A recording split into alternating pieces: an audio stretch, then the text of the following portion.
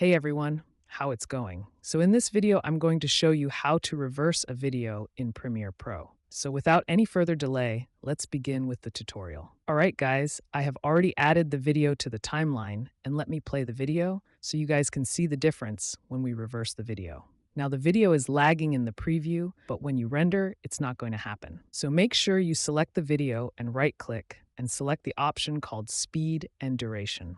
Now tick the box of reverse speed, then click on OK. Now let me play the video. That's how you can reverse a video in Premiere Pro.